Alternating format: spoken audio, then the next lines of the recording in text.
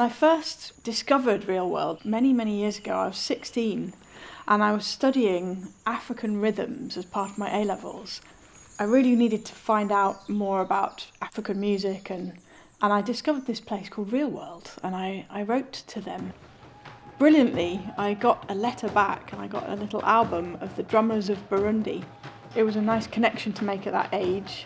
And it was really important to me because it was part of a project that I was doing that I really loved, studying African music, and how Steve Reich was very influenced by the idea of African rhythms and African percussion. So that was quite a formative time, I would say, in my music making and my music path that I was then going to take. I play in a folk band called Ranagrai, and right on the opposite spectrum, I play in and work with various different orchestras, and I work in big orchestral sections for film music. And it was back in 2009, I got a phone call from some string players that I've been working with. One who is very familiar here at Real World Records, that is John Metcalfe. And I'd been doing various bits of recording with him and working with him and lots of other string players.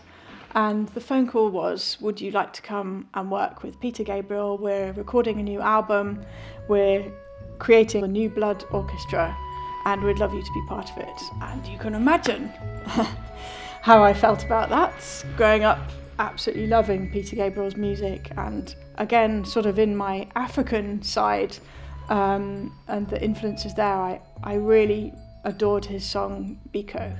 So that was an incredible opportunity, and it meant an awful lot to all of us. I think Peter was fantastic, of course. He was very enthused by the project, and he seemed to really love working with that ensemble behind him. And for us, it was just the most wonderful music making, not only because of Peter, but because John Metcalfe is an absolute superstar, and his arrangements were incredibly beautiful. Where you're inside out, dreaming of mercy